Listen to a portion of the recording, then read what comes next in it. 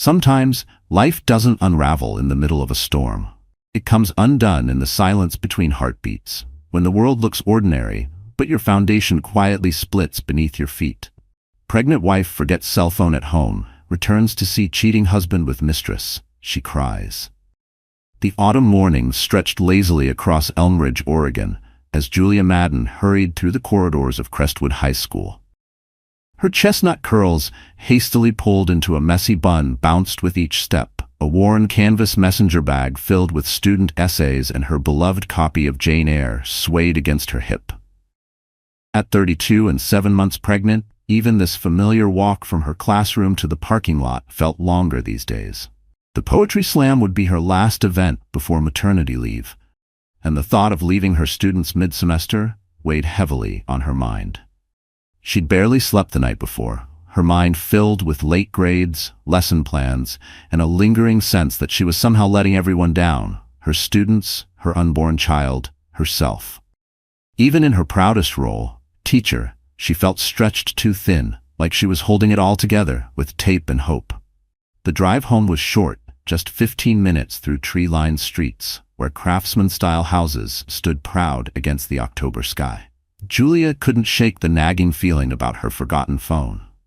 Ethan had been acting distant lately, checking his own phone obsessively, speaking in hushed tones. She dismissed it as pregnancy hormones, but the unease clung to her like morning mist. Her house, a cozy 2-story with forest green shutters, looked somehow different as she pulled into the driveway. Maybe it was the way the light hit the windows. Or maybe it was the unfamiliar car parked across the street, a sleek black Lexus she'd seen around town before, but couldn't quite place. The front door opened silently under her touch. Julia had always loved how the hardwood floors creaked beneath her feet, telling stories of the home's history. But today, those creaks felt like warnings. Her phone lay on the kitchen counter, screen dark and accusatory. Next to it, a half-empty wine glass, yesterday's but not hers. Then she heard it, a laugh, female, young, coming from upstairs. Julia's heart began to race, her fingertips going cold despite the warm autumn air. Each step up the staircase felt like a climb toward something inevitable, her pregnant body heavy with dread. Every muscle ached with resistance, but something stronger than fear, an instinct, a knowing, pulled her forward. The sound of whispers grew louder, punctuated by familiar male laughter. Ethan's. But it sounded different, lighter, freer. The master bedroom door was ajar, sunlight spilling through the crack like a spotlight on a stage. Julia's hand trembled as she pushed it open. The wood was smooth beneath her palm. Time seemed to stretch like taffy as the scene came into devastating focus. Ethan, his usually neat hair now a mess, shirt unbuttoned, sat at the edge of their bed. Straddling his lap was a woman, Brielle Adams. Her blouse hung open. Lipstick. That lipstick, the shade Julia had complimented at last month's company mixer, smeared across Ethan's neck. The world tilted. Julia gripped the doorframe, her other hand protectively covering her belly. The baby kicked, as if sensing her mother's pain. The movement grounded her, kept her from floating away into the nightmare unfolding before her. In that moment, she wasn't a teacher, a wife, or even a mother-to-be. She was simply a woman whose world had just been shattered, with no warning, no dignity, no chance to brace for the blow. "Julia." Ethan's voice cracked as he shoved Brielle aside and stood awkwardly. "I can explain, this isn't." But Julia wasn't listening. Her eyes were locked on Brielle's, who had the gall to look more annoyed than ashamed. The girl's perfectly manicured fingers smoothed her wrinkled skirt, her expression a blend of defiance and calculated concern. "How long?" Julia's voice came out stronger than she expected, even surprising herself. "Baby, please." Ethan stepped forward, reaching for her. "Don't." The words sliced through the air like a blade. "How long?" Brielle spoke first, her voice like honey laced with poison. "Does it matter?" she said sweetly. "We both know your marriage has been falling apart. Ethan needs someone who can keep up with him, someone who understands his drive, not someone settling into a quiet little life of diapers and suburban routine." The words struck like physical blows, but Julia stood firm. She thought of her students, of the lessons she'd taught them, that literature's most powerful truths came when characters faced their darkest moments. Now, standing in her own bedroom, watching her marriage shatter like fine crystal, she finally understood those lessons in a way she never had before.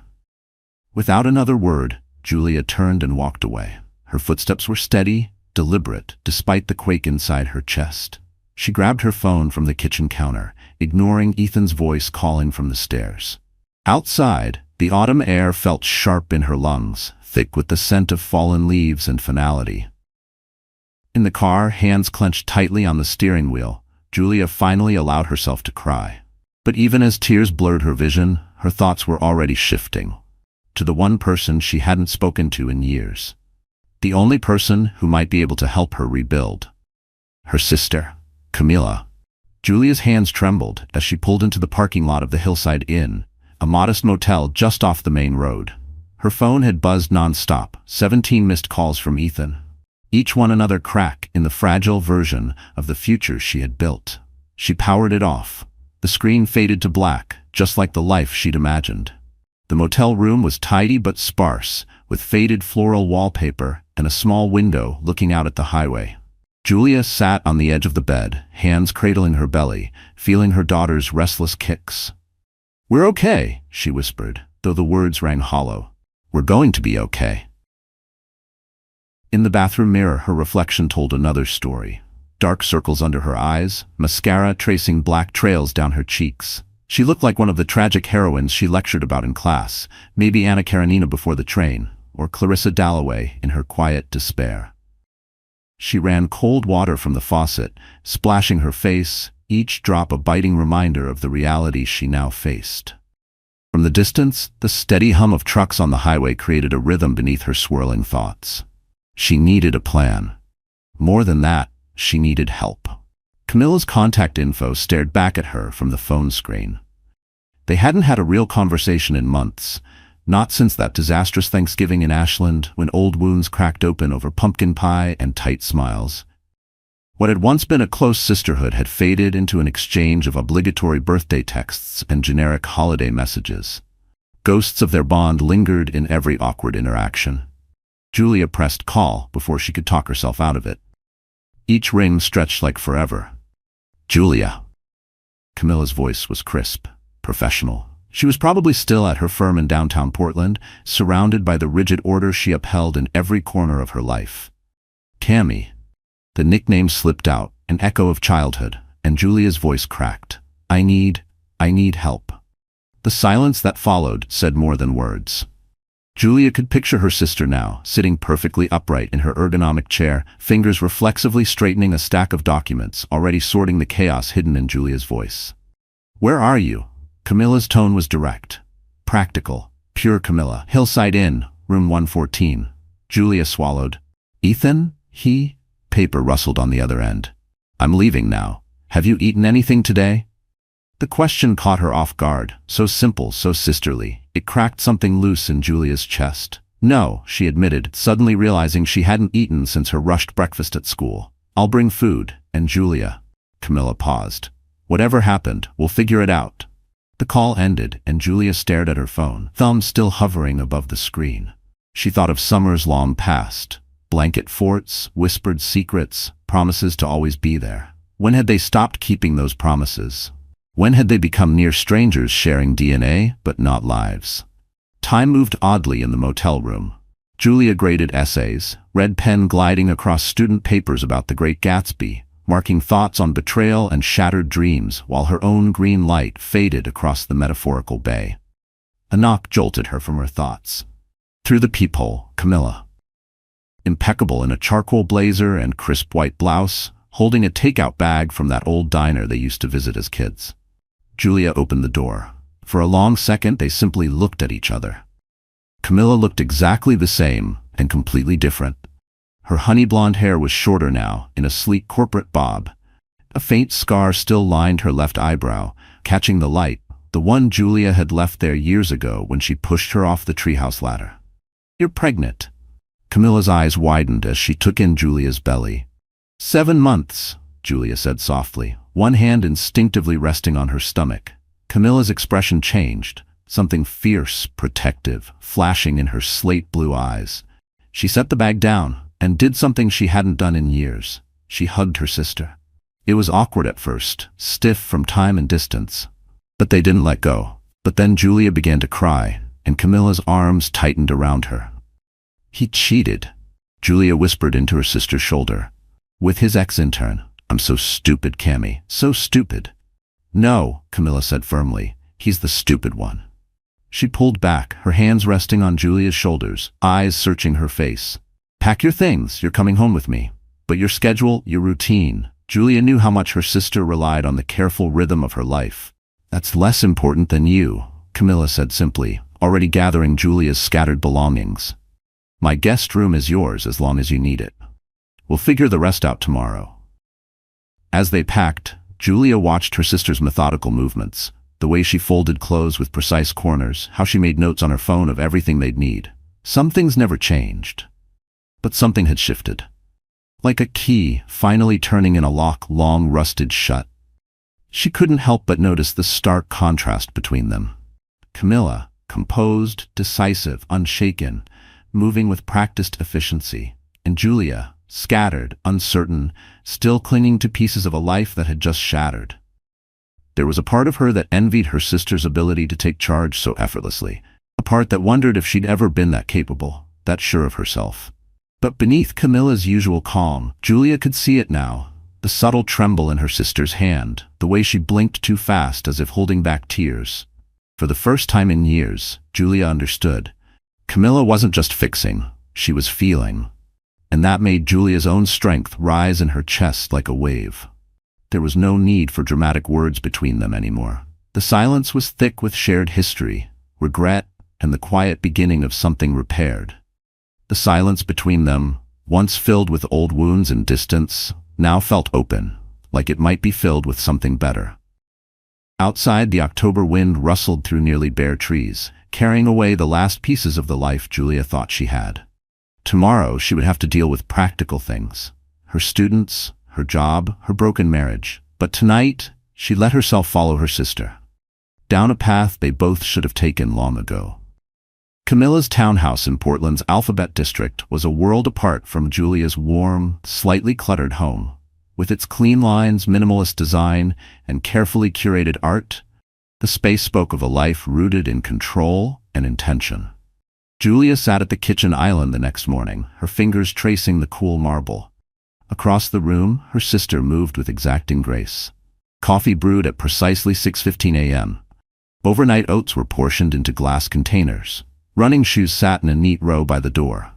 I cleared out half the closet in the guest room, Camilla said, measuring beams with scientific precision. And I put some pregnancy-safe toiletries in your bathroom. She moved briskly, ticking off details. Cleaning service comes Thursday. I already added you to the building's security list. You didn't have to do all this, Julia said quietly. Of course I did, Camilla replied, her tone matter-of-fact as she paced. It was a habit she had when her emotions were too big to sit still. Have you thought about what you want to tell the school? The question hit like a punch. Julia's hand went instinctively to her belly, where her daughter was stretching and rolling, already active for the day. I can't face them yet. The whispers, the looks. Her voice trailed off as her phone buzzed again. Another message from Ethan. Camilla's eyes narrowed. Give me that. Julia hesitated, then handed it over. Camilla's fingers flew over the screen, typing a short message to the school principal, an emergency request for personal leave. There, she said, setting the phone back down. You've got 2 weeks to figure things out. Then she stopped pacing. And Julia, you need to talk to a lawyer. A lawyer. The word sat heavy in Julia's mouth. Cold, final. It made everything terrifyingly real. Yes, a lawyer. Camilla's tone softened just a little. Actually, I might know someone who can help. He's good with sensitive situations. Before Julia could answer, her phone lit up. Ethan's face filled the screen. His photo taken at the coast last summer, blue eyes bright with what she once thought was love. Now she wondered if he'd already been thinking of Brielle. Camilla snatched the phone before Julia could react and declined the call. He lost the right to your attention when he lost his pants in your bedroom, she said flatly.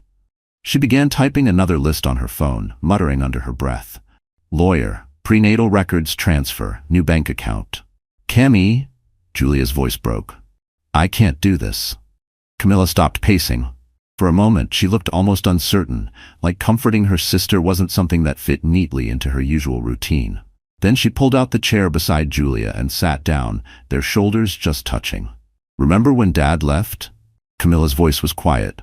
"You were 12, I was 15. Mom unraveled and we thought everything was over." Julia nodded, remembering those cold, hollow dinners and the way their mother stared at nothing for hours. "But we survived." Camilla reached for her hand, squeezing it gently. "We made our own traditions. Sunday pancakes, holiday movies, those awful Christmas cookies we tried to bake." "They weren't that bad," Julia said weakly, a faint smile breaking through. "They were terrible," Camilla laughed softly. "But that's not the point." She turned to face her sister, fully focused now. "The point is, you're stronger than you think, we both are. And this time, you're not a scared kid. You're a grown woman, about to be a mom, and you've got me." The words lingered in the air, thick with the weight of all the years and silence between them. Julia felt her baby kick like an answer. "I've lost everything, Cammy," she whispered. "Ethan." "No," Camilla said, voice steady. "You've lost a cheating husband and a house, that's it. You haven't lost your job or your dignity or your family, and you're about to gain something better. A daughter." Julia's eyes filled again, not just with grief this time, but with something else, something steadier. Gratitude. For the sister who had once felt like a stranger, now the one anchoring her in the storm. The baby moved again. A tiny jolt that reminded her what she was fighting for. It wasn't just survival anymore. It was rebuilding, deliberately, with people who stayed. A knock at the door interrupted them. Camilla checked her watch and nodded. "Right on time. That'll be Cassian." "Oh, the lawyer I mentioned. He squeezed you in before his court appearance this morning." Camilla stood, smoothing her blazer. "He's good, Julia. He'll help you protect yourself and the baby." Julia watched her sister walk to the door, heels tapping against the hardwood. Even in the middle of chaos, Camilla moved with precision. She didn't just offer comfort, she offered control, direction, a way forward. Maybe that's what Julia needed right now. Not just a sister, an anchor. The door swung open to reveal a tall man in a charcoal gray suit. His dark hair was peppered with silver at the temples. His green eyes were clear and sharp, scanning the room as he stepped inside. With careful consideration, Julia suddenly felt self-conscious in her oversized sweater and leggings, painfully aware of the tear tracks on her cheeks and the loose strands of hair falling from her bun. "Julia," Camilla said, her tone clipped and professional. "This is Cassian Dorn. He's going to help us figure out your next steps." As Cassian stepped into the townhouse, Julia noticed how he nudged the welcome mat straight with the toe of his shoe. A subtle but telling gesture of precision. His presence didn't overwhelm the room like Ethan's always had. It didn't demand attention. It simply held it. "Mrs. Crowley," he began, then quickly corrected himself at Camilla's sharp glance. "Ms. Madden, shall we discuss your options?" Cassian Dorn's quiet authority transformed Camilla's pristine living room into a temporary law office. He took the armchair opposite Julia, placing his leather briefcase on the coffee table and flipping it open with practiced ease. His fingers idly traced the rim of his water glass, a habit Julia would later recognize as a sign he was deep in thought. "First," he said, his voice calm, deliberate, "everything you say stays in this room, even from your sister, if that's what you prefer." He glanced toward Camilla, who stood at the window with her arms crossed. "She can stay," Julia said quickly, her posture unconsciously matching her sister's. "I don't want any more secrets." Cassian nodded and pulled out a yellow legal pad. "Tell me about the marriage, assets, accounts, property ownership. Then we'll talk about the infidelity." The word hit like a slap. Julia flinched. Camilla moved closer, her hand hovering near Julia's shoulder, steady and unspoken in its support. "The house is in both our names," Julia began, relying on her teacher's instinct for structure. "We bought it 3 years ago. The mortgage, most of the down payment came from Ethan's work bonus that year." "And your income?" "My teaching salary goes into our joint account." She hesitated, thinking of old arguments, his dismissive attitude whenever money came up. "Ethan's company, Cascade Events, it's doing well. He always said I didn't need to worry about the details." Something shifted in Cassian's eyes. He put his pen down, leaning forward just slightly. "Miss Madden, in your line of work, You teach students to read between the lines. What would you say to a student analyzing a character who keeps financial details from their partner? The question landed like a stone in Julia's chest. She thought of the many times Ethan changed the subject, the vague answers, the way he always brushed off her concerns. "I'd tell them to look for patterns of control," she said quietly. "Exactly." Cassian made a quick note, his handwriting clean and sharp. "We'll need a complete financial picture. Bank statements, investment portfolios, property deeds. Oregon follows an equitable distribution model, so—" A sudden knock at the door interrupted him. Cut him off. Camilla moved toward the door, but froze at the sound of a voice calling from the hallway. "Julia, I know you're in there. Please, baby." Ethan's voice made Julia's heart race. Her hands flew instinctively to her belly as her daughter kicked hard in response to the sudden stress.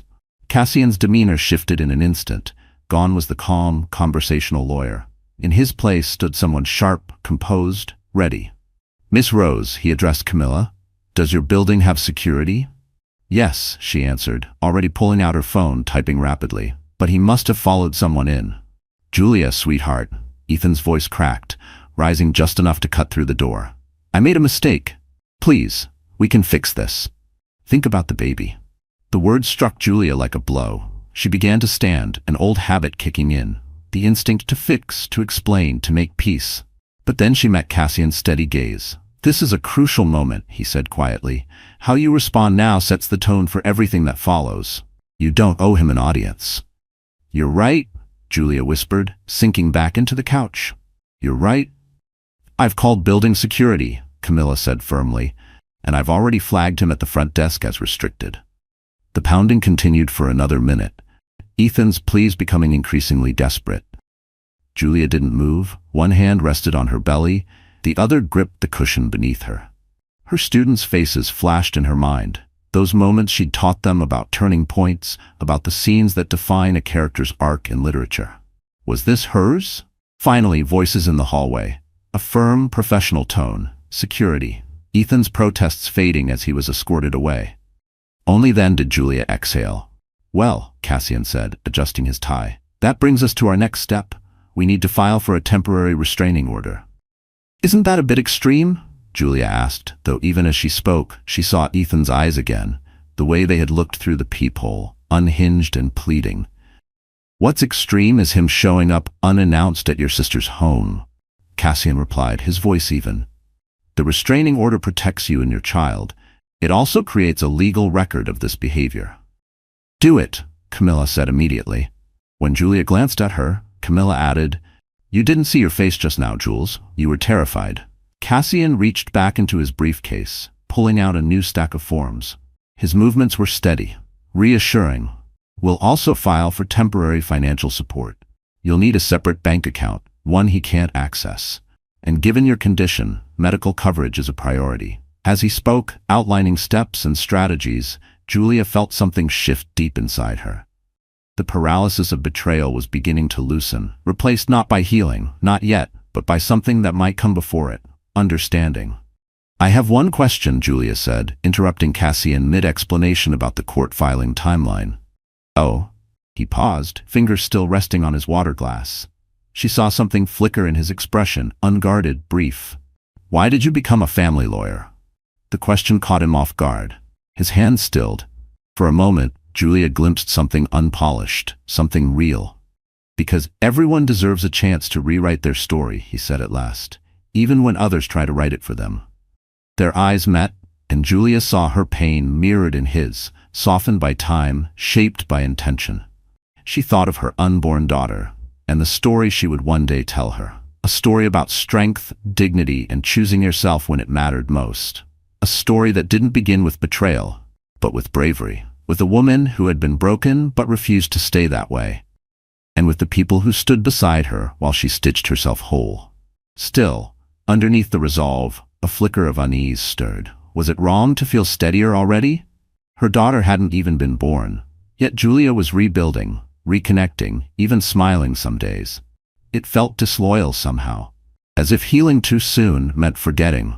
As if moving forward meant leaving something behind she hadn't fully mourned. "Okay," she said, reaching for the stack of forms. "Show me where to sign." The days at Camilla's townhouse settled into an unexpected rhythm. Each morning, Julia woke to the familiar hum of her sister's treadmill downstairs, a rhythmic beat that had become oddly comforting. Through the guest room window, she watched Portland stir awake. Joggers in the park across the street, business people heading toward the train station, baristas arranging patio chairs outside the cafe on the corner. That particular morning, Julia sat at the kitchen island, grading late assignments her students had submitted via email. The routine helped. Her red pen hovered over essays on the scarlet letter. Hester Prynne's quiet strength felt more personal now. "You're wearing my sweater," Camilla said, stepping into the kitchen, still in her workout clothes. She didn't sound annoyed, just observant. Julia glanced down at the oversized gray cashmere. "Sorry, none of my clothes feel right anymore. Everything from before feels tainted." Camilla didn't respond right away. She pulled out her phone and began typing, adding maternity shopping to today's list, and maybe some post-baby transition pieces. She paused. "That's what they're called, right? I've been researching." The confession hit Julia in the chest harder than she expected. Her throat tightened. There was something deeply intimate in that admission. Camilla, the planner, the perfectionist, digging into motherhood not for herself, but for Julia. It wasn't just logistics, it was love. Silent and steady, showing up in spreadsheets and skincare recommendations. Before she could answer, her phone buzzed with a text from Cassian. "Court filing completed. Temporary orders in place. Hearing scheduled for Tuesday. Are you free to review details this afternoon?" Julia turned the screen toward Camilla, who was already glancing at her calendar. "I can move my 3 p.m. call," she offered. "No," Julia said, straightening her back, summoning her teacher voice. "I need to do this alone. I have to learn how to manage these things by myself." "Doesn't mean you have to," Camilla replied quietly. She started pacing, bare feet silent against the hardwood. "Maybe that's what got us here in the first place, both of us, trying to handle everything alone." The words settled heavily between them. Julia thought of Camilla at 15, carrying their fractured family on her narrow shoulders after their father left. Of herself, years later, determined to prove she could build a life without asking for help. The marriage had looked perfect, its flaws masked by cheerful social media posts, but behind the filters and hashtags was Ethan's growing emotional distance. "I used to watch you, Julia said softly. "In high school. The way you just handled everything. Mom's depression, the bills, college apps." Camilla stopped pacing. "I wasn't strong," she said. "I was scared. I thought if I could control every little thing, nothing else would fall apart." She exhaled, shaking her head. "But something always does, doesn't it?" "Maybe that's okay," Julia murmured, one hand resting on her belly as her daughter stirred with a slow stretch. "Maybe we're stronger when things fall apart, and we rebuild them differently." Their eyes met. Years of rivalry, resentment, and misunderstanding cracked open, like peeling paint, revealing something real underneath. The moment was interrupted by a buzz. Text from Cassian. "Brought case files to the cafe across from your building. Join if you'd like. Coffee's decent, though they arranged their sugar packets chaotically." Julia smiled at the dry humor. "He says he's judging the condiment display," she told Camilla, amused. "He would," Camilla said knowingly. "He rearranged the magazines in my waiting room by publication date once. I've seen him do it." Julia gathered her papers and slipped them into her bag. At the door she paused. "Cammy, thank you. For the sweater. For everything." "Go," Camilla said, shooing her gently, but her voice was warm. "Go learn how to fight back." The crisp autumn air brushed Julia's cheeks as she crossed the quiet street. Through the cafe window, she spotted Cassian at a corner table, aligning sugar packets while reading from a stack of documents. The sight made her smile. He stood as she approached, pulling out a chair. "I took the liberty of ordering you chamomile tea," he said. "Caffeine alternatives are important in the 3rd trimester." "You've been researching pregnancy too?" The words left Julia's mouth before she could catch them. Cassian's cheeks flushed slightly. "I like to be thorough in understanding my client's circumstances." He cleared his throat and opened the folder in front of him. "Now about Tuesday's hearing." "Why do you do that?" Julia asked, cutting him off, gesturing to the meticulously aligned sugar packets. "Create order in small things?" His hands paused. He considered, then answered quietly, "Because sometimes Small order is all we can control. My ex-wife used to call it annoying. Maybe she was right? I don't think so, Julia said, thinking of Camilla's color-coded grocery lists and her own perfectly mapped-out lesson plans. Sometimes small order is what helps us face bigger chaos. Their eyes met across the table, and in that quiet space, something shifted. Not romance. They were both too broken for anything romantic, but what passed between them was something else. Recognition. A shared understanding of wounds and the small rituals that kept them afloat. Tuesday, Cassian said at last, his voice softer. We're going to start bringing order to your chaos. Are you ready? Julia thought of Ethan, of Brielle, of the life she once believed was perfect. She thought of Camilla's unwavering steadiness, of her daughter turning inside her like a compass, always pointing forward. Yes, she said. I'm ready. The Multnomah County Courthouse loomed ahead, its stone facade austere against the cloud-streaked morning sky. Julia adjusted the navy blue maternity dress. Camilla had insisted on the color. Power colors matter in court, her sister had declared, dropping it into their shopping cart with finality. At the top of the courthouse steps, Cassian waited. Briefcase in one hand, the thermos in the other. Peppermint tea, he explained, handing it to her. Helps with nausea. Court days can be rough. The gesture nearly unraveled her composure. But before she could thank him, another voice pierced the crisp October air. Julia. Ethan strode across the courthouse plaza, his attorney, a severe-looking woman in an impeccably tailored suit, struggling to match his pace. He was sharply dressed in a gray suit, polished shoes gleaming, but his eyes were wild, unsteady. Cassian stepped forward, positioning himself between them with calm precision. Mr. Madden, he said, all communication should go through counsel. But Ethan wasn't listening. You don't have to do this, he called. We can fix it. Think about our family, about the baby. Family, Julia repeated, her voice low and bitter. You mean the one you betrayed, or the one you're starting with Brielle? Her words carried across the plaza, loud enough to turn heads. Inside her, the baby kicked sharply, matching the sudden heat rising in her chest. That was a mistake, Ethan said, desperation in every syllable. Brielle meant nothing. I ended it. I fired her. Just come home. Julia's grip tightened on the thermos, drawing strength from its warmth. No, Ethan. The mistake was thinking you could treat me like I meant nothing. His attorney finally caught up, touching his arm gently. Mr. Madden, we agreed on professionalism. To hell with that, Ethan snapped. That's my wife, my child. The tension broke at the sound of firm footsteps and a calm voice. Is there a problem here? Julia turned to see Judge Harriet Monroe approaching. Her dark robes billowed slightly in the breeze. Her tone could have iced over a fire. No, Your Honor. Ethan's attorney jumped in quickly. We were just heading inside, separately. Judge Monroe's gaze sharpened. Mr. Madden, take the east entrance, Miss Madden the west. As Ethan was led away by his lawyer, Julia caught something fleeting in his expression. Not just frustration or defiance, but fear.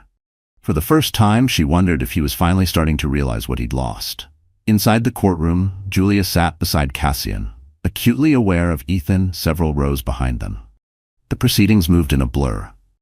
Legal phrases, procedural language, formal presentations. She listened as Cassian laid out evidence. Ethan's affair, the financial manipulation, the unannounced appearance at Camilla's building. It felt surreal until it was her turn to speak. Julia stood. Her voice wavered at first, but steadied as she faced the judge. Your Honor, I'm not here for revenge.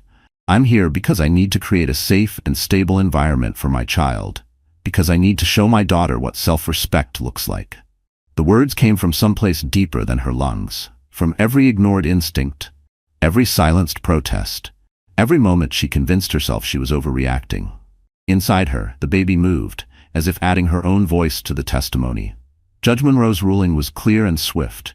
Temporary support granted. Restraining order upheld. Exclusive use of joint accounts frozen until full financial disclosure. But it was her final words that hit Julia the hardest. Mr. Madden, the judge addressed Ethan. Your actions this morning demonstrate exactly why these measures are necessary. Miss Madden deserves to feel safe as she prepares for motherhood. I suggest you spend less time on grand gestures and more time considering your choices. Outside the courtroom, Camilla was waiting. She had slipped in quietly during the hearing and didn't ask questions. She simply wrapped an arm around Julia's shoulders, just like she used to when Julia was small and terrified of playground taunts. "Tea's cold," Julia said numbly, still gripping the thermos. "I know a place that does it better anyway," Cassian offered gently. "If you'd prefer to debrief somewhere less institutional." The three of them ended up at a small tea house 2 blocks from the courthouse. Julia watched as Cassian folded a napkin to prop up an uneven table leg, while Camilla silently aligned their phones in a perfect row on the tabletop. These quiet, precise gestures, attempts to create order in the chaos, made Julia's chest tighten. "You did well today," Cassian said, pouring her a fresh cup. "Better than well. You showed incredible strength." "It didn't feel like strength," Julia admitted. "It felt like survival." "Sometimes they're the same thing," Camilla said. Her voice was soft but certain. "Sometimes surviving is the strongest thing we can do." Julia placed both hands on her belly as her daughter shifted again. "Then we're both survivors, aren't we, little one?" She looked up at the 2 people beside her, her sister, her advocate, and realized something else. Camilla wasn't just her sister anymore. She was her friend again. Her lawyer, whose quiet support had gone far beyond legal guidance. Outside, autumn leaves swirled through golden afternoon light, their colors brilliant against the gray Portland streets. Julia watched them from the window, thinking about transformation, how sometimes the most beautiful changes come just before everything seems to fall apart. The teacher's lounge at Crestwood High buzzed with Monday morning energy. Julia stood in the doorway, one hand resting protectively over her now prominent belly, the other gripping her travel mug. 2 weeks of emergency leave had felt like both a lifetime and a blink. "Julia," Katie Marshall, her fellow English teacher, hurried over, then hesitated. "We've been so worried. Can I?" "You can hug me," Julia said with a soft smile. "The baby and I won't break." The embrace was warm, real, and exactly what she'd needed. As she pulled away, Julia noticed the room had quieted. Her colleagues pretended not to stare, not to whisper behind coffee cups. "I know there have been rumors," Julia said, her voice steady in that teacherly way that demanded respect. "Yes, Ethan and I are separating. Yes, I'm staying with my sister. And yes, I'm absolutely okay to be back." Principal Robert stepped forward, his brow knit with concern. "Are you sure? We can extend your leave if you need more time." "Actually," Julia said, setting her mug down, "I need this. My students, my classroom, this community, they're a part of who I am. Not just Ethan's wife or a soon-to-be mom, but Miss Madden, the teacher who makes sophomores cry over Macbeth and juniors fall in love with Jane Austen." She paused just a beat too long, just enough for the doubt to creep in. What if she wasn't ready? What if the strength she'd found these past weeks dissolved under fluorescent lights and well-meaning glances? For a flicker of a second, her fingers tightened around the handle of the mug, her gaze searching the lounge for an escape. But then, like an answer, someone near the coffee pot whispered, "She's back." And somehow, that simple statement anchored her. A ripple of laughter softened the tension. Her coworkers began to gather around, offering hugs, stories, and quiet nods of solidarity. Something eased in Julia's chest. This was her ground, her rhythm, her strength. Being here wasn't just a return, it was a reclaiming. Every familiar face, every crumpled paper on her desk, every squeaky chair was a reminder. She wasn't starting over, she was stepping back into who she had always been, only now with more to fight for. Later that evening, she sat on the floor of Camilla's living room, lesson plans spread across the coffee table. Her sister typed nearby on her laptop, the soft clicking of keys a soothing backdrop. "Cammy," Julia said, looking up. "Do you remember Mom's garden, after Dad left?" Camilla paused, her hand stilling. "The one that failed? Because she had no idea what she was doing?" Julia laughed. "Yeah, but she kept moving plants around, trying different spots, different flowers. She didn't stop until something bloomed."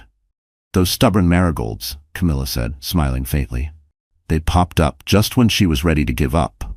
Julia rested a hand on her belly, feeling her daughter's gentle evening flutters. "I think I understand her now," she murmured. "Sometimes you have to let things die, so new things can grow." The doorbell rang, cutting through their quiet. Camilla checked her phone and smiled. "That'll be dinner. Cassian said you were craving Thai." "Cassian said?" Julia raised an eyebrow. "He texted to see how your first day back went." I may have told him you skipped lunch, Camilla said, walking toward the door.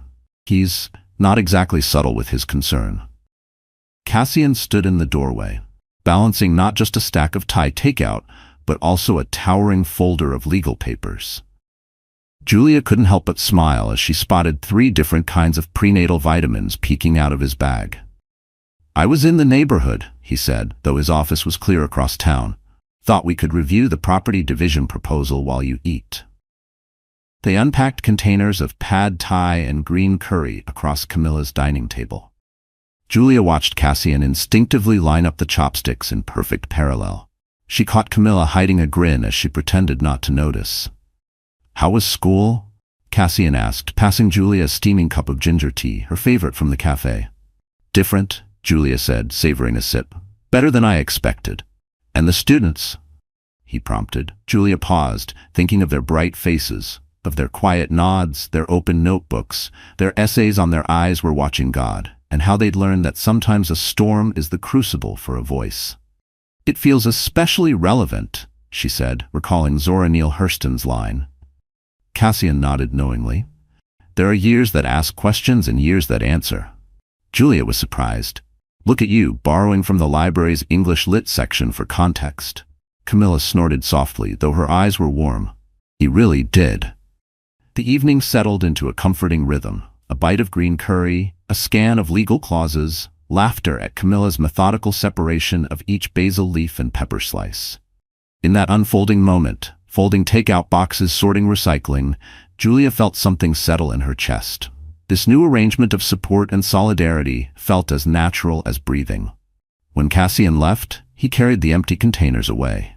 Julia saw a flicker in his eyes. Not pity, not mere professional concern, but recognition. The look of someone who knew what it took to rebuild from wreckage.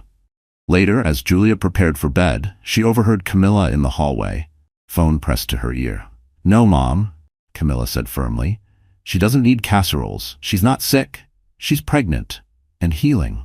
Yes, there's a difference. Julia smiled, remembering their mother's failed marigold experiment. She sat at the edge of the bed, opened her laptop, and began to type. Dear baby girl, today I want to tell you about strength. Not the kind that never breaks, but the kind that learns how to grow back stronger. The kind that runs in our family's blood. The words felt like the first gift she could give her daughter. The truth about falling down and rising up. About the family that stays and the love that leaves. About finding your voice in the silence and your power in the fractures. Outside, Portland lights winked like distant stars. And somewhere, she knew, marigolds were blooming against the odds. November rain pounded against Camilla's townhouse windows as Julia packed the last of her things from Ethan's most recent delivery. Each box felt like the closing of a chapter. Photo albums, winter sweaters, her grandmother's handwritten recipe box. Then she paused at one final item, her wedding dress, still in its pristine garment bag. We can donate it, Camilla offered gently, watching Julia trace the lace with a trembling finger. Or sell it and put the money in the baby's college fund. Before Julia could answer, her phone buzzed. Not a message from Ethan this time, but from Brielle. Her hands shook as she read the text. You should know the truth. It wasn't just a one-time thing. We've been together for over a year. He said he was going to leave you but kept making excuses. The baby, complicated things. I'm sorry, the world tilted. Over a year, which meant during their anniversary dinner. During the fertility appointments, during the moment they'd found out about the baby, all of it had been a lie. Jules. Camilla's voice came from far away. Julia handed her the phone without a word, then turned and vomited into the wastebasket beside the bed. Inside her, the baby kicked, hard, as if reacting to the sudden spike of pain and betrayal in her mother's body. I'll kill him, Camilla said flatly, scanning the message. She was already unlocking her own phone. No, better. I'll destroy his company. One anonymous tip to the state board about his creative accounting. Don't, Julia whispered, wiping her mouth with a trembling hand.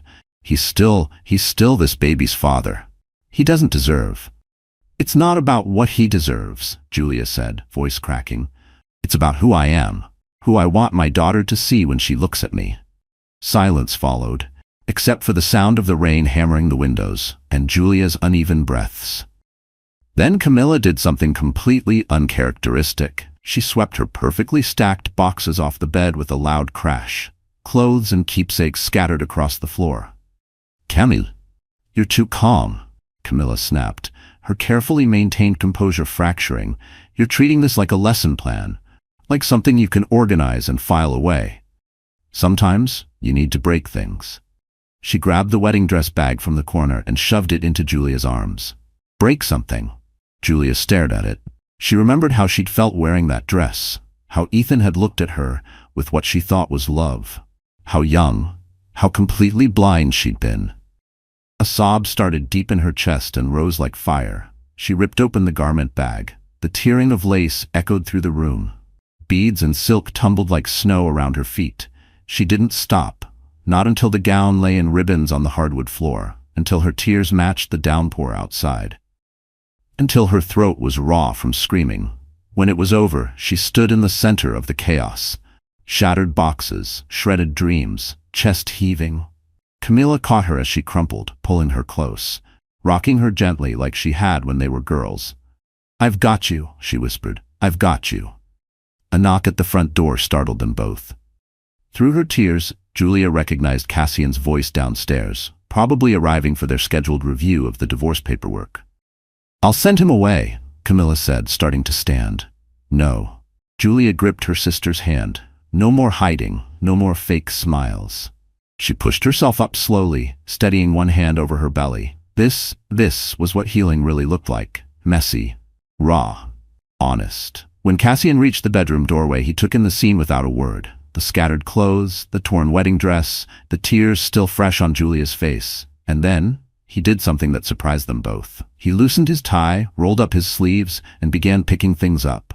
"Tell me," he said softly, setting a fallen photo back into its frame. "What you need right now. Not what the law requires, not what anyone else expects, just what you need." Julia looked at Camilla, still sitting in the middle of the chaos. Then at Cassian, his presence calm, his movements steady, anchoring. "I need." She paused, then drew a breath deep into her chest. "I need to write a letter to my daughter about how sometimes the bravest thing you can do isn't holding it all together. It's letting yourself fall apart so you can rebuild better." Cassian nodded, something gentle and knowing in his eyes. "Then that's what we'll do." He reached into his coat and handed Camilla a card. "My friend owns a shredding company, for when you're ready to deal with the wedding photos properly." A laugh escaped Julia's chest, sharp and surprising. It wasn't quite joy, but it was something close to freedom. She looked around at the mess, not just the torn dress or scattered boxes, but the broken image of the life she'd tried so hard to preserve.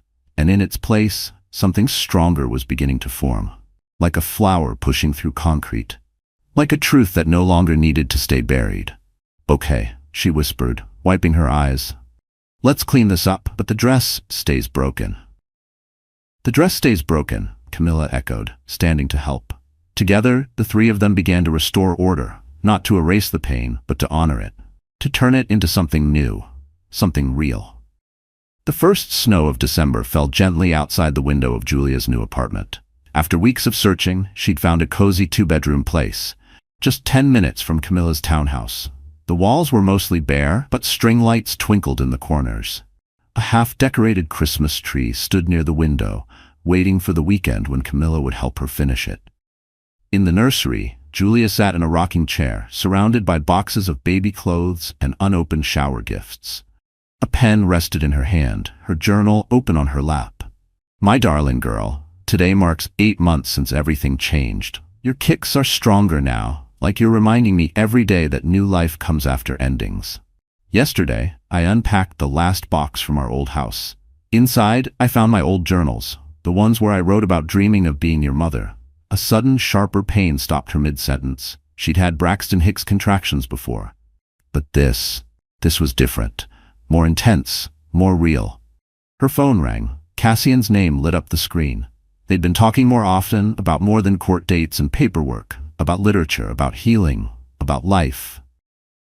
"I was just reviewing the final divorce documents," he said when she picked up. "There's only one last signature and—" He hesitated. "Julia, are you all right?" I think she's coming," Julia managed, clutching the kitchen counter as another contraction hit. She's not due for 2 more weeks. Try telling her that, she gasped, trying to breathe through the pain. Can you call Camilla? She's in a meeting, Cassian replied. But I'm on my way. Call your doctor. I'll handle everything else. Everything after that blurred. Cassian arrived first, his usual crisp presence a little undone, tie loosened, hair not quite in place. He helped Julia pack her hospital bag while dialing Camilla, who burst in 15 minutes later still in her blazer and heels, breathless but focused.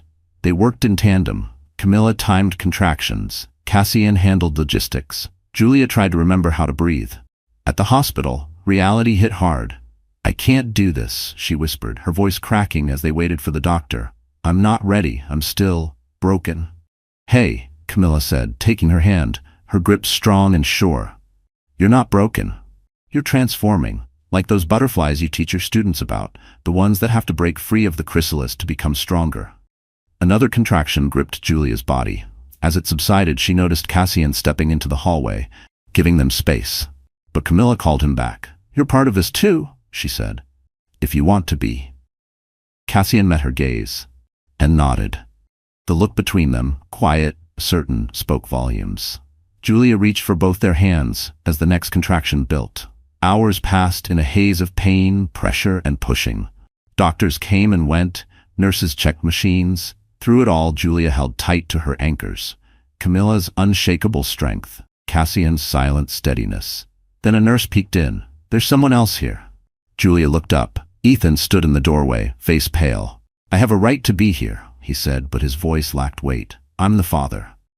Before Camilla or Cassian could speak, Julia found her voice. No. Ethan stepped forward. Julia, please. No, she said again, stronger despite her exhaustion. You have legal rights, and will honor them after she's born. But this moment, this is mine. This is for the people who held me together when you broke me apart.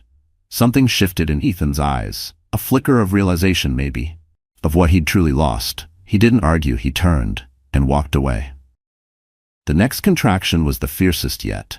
Julia gripped Camilla's hand, felt Cassian's steady palm on her shoulder. Tell me the story again, she panted. About Mom's garden, the marigolds. Camilla smiled through tears. How they bloomed just when she was ready to give up. Because sometimes, Cassian added gently, the most beautiful things grow in unexpected places. Julia closed her eyes and pulled strength from their words, their hands, their hearts. She thought of her students, of their essays on transformation, of torn wedding gowns and fallen pearls, of sisters rebuilding bridges, of quiet men who straighten sugar packets and somehow know how to hold a broken heart without asking for pieces. Ready to push? The doctor asked. Julia opened her eyes. She looked at her sister. Camilla's fierce, unwavering love. At Cassian's steady presence. At her own reflection in the window. Not a woman broken by betrayal, but rebuilt in resilience. Ready, she said, and began to bring her daughter into the world. Dawn painted the hospital room in soft winter light. In Julia's arms, her newborn daughter slept peacefully, securely. Lily Grace Madden, named for flowers that grow even through cracks, even in hard places. Her tiny fingers curled around her mother's thumb. She's got your determination, Camilla said from her chair by the window, her usually flawless appearance undone by joy and exhaustion. Did you see her fight the swaddle? Julia smiled, tracing her daughter's perfect nose. But she's got your chin, that little stubborn set right there. She glanced at her sister. Mom's chin definitely runs in the Madden women. Camilla moved closer, brushing a hand over Lily's soft dark curls. Another fighter for the family. The door opened gently. Cassian stepped in, balancing 3 paper cups of tea in a brown bag that smelled like actual food. His shirt sleeves still rolled, his tie long since discarded. He hadn't left Julia's side through labor, except briefly to handle paperwork. The nurses will be in with the discharge papers soon, he said, setting everything down. And I spoke to the school. They're extending your leave through the semester. With full pay. Camilla raised an eyebrow, accepting her cup. How did you manage that? Let's just say, the board is eager to avoid even the appearance of pregnancy discrimination. His smile was small, but knowing. Julia watched as he aligned the teacups neatly on the side table, then subtly straightened the already perfect curtain by the window. His old habits, once quirks, now felt like anchors. "I have something for her," he said, pulling an envelope from his briefcase. "Well, for both of you." Inside, a journal. Beautifully bound, the leather soft and unfinished. "For the letters," he explained. "The ones you've been writing her. I thought they deserved a proper home." The gift cracked something open. Tears welled again, but they were different this time. Not the tears she'd shed for Ethan, not grief, not loss. These were for beginnings. A knock interrupted the moment. The nurse entered with paperwork, and behind her, Julia's breath caught. Ethan. He stood in the doorway holding a plush pink teddy bear, expensive and personal. He cleared his throat. "I wanted to see her, and sign the papers." Julia felt Camilla stiffen beside her, saw Cassian's quiet step forward, protective without being overt. But something in Julia had shifted. The birth had changed everything.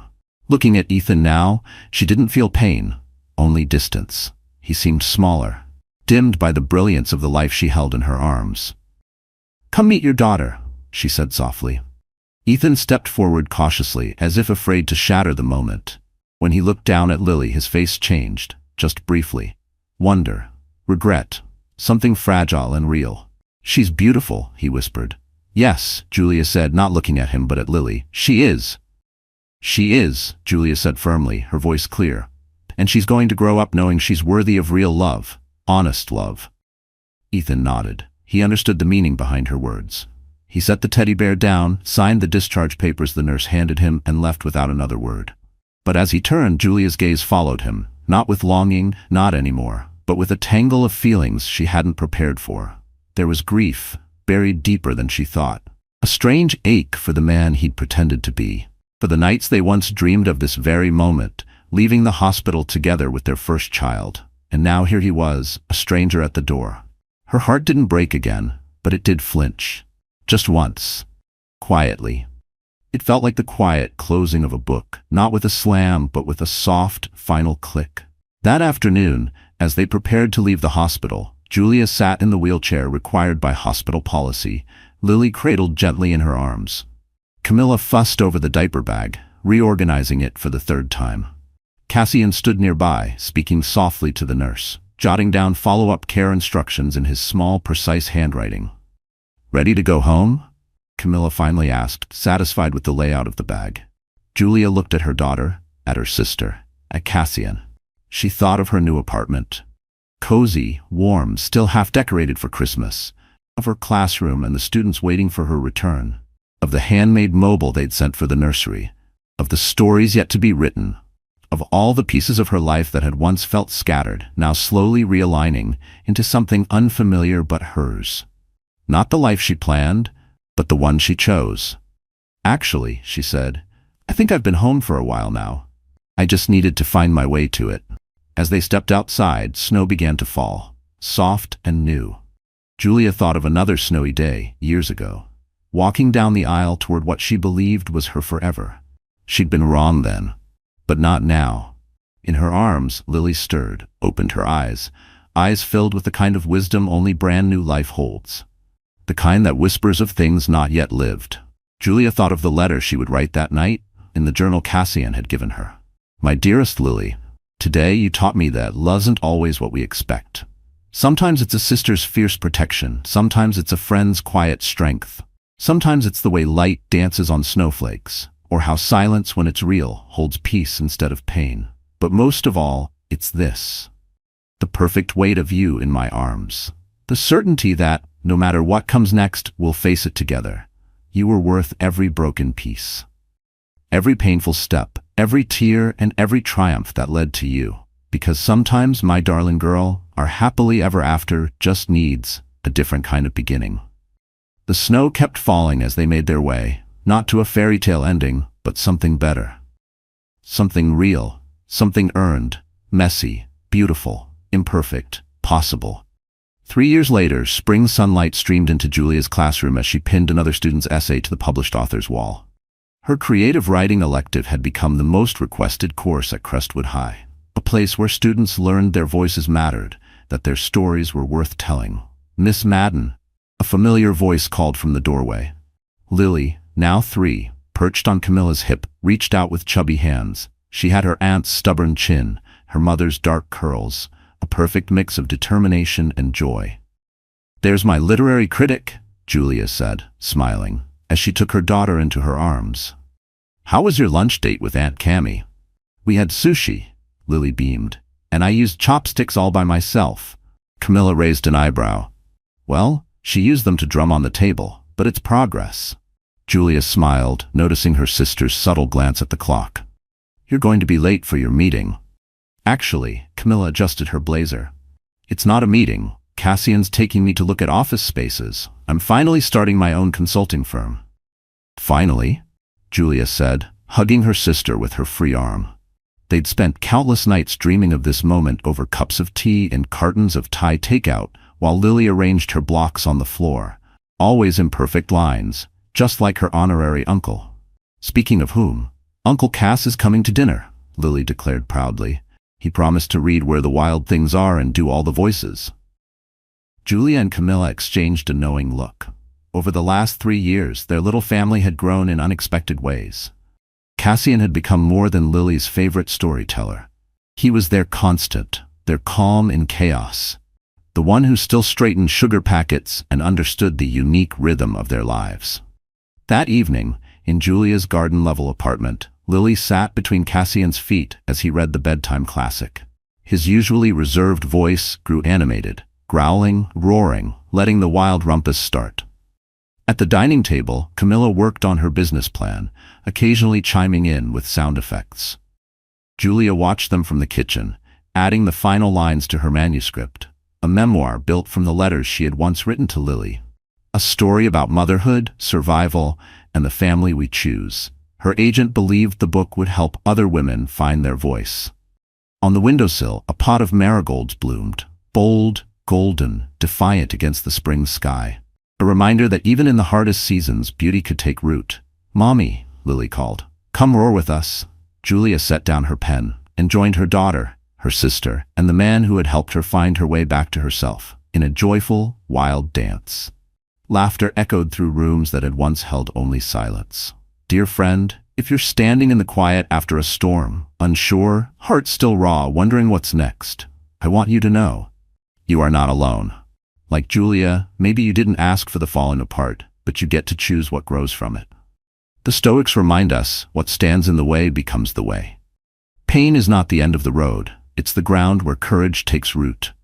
So take the step, however small, fold the broken pieces into something braver. And if all you did today was survive, then that is enough. You are not where you were. And that is everything. If this story touched you, please give it a thumbs up, share it with someone who needs it, and subscribe for more stories that remind us of our strength.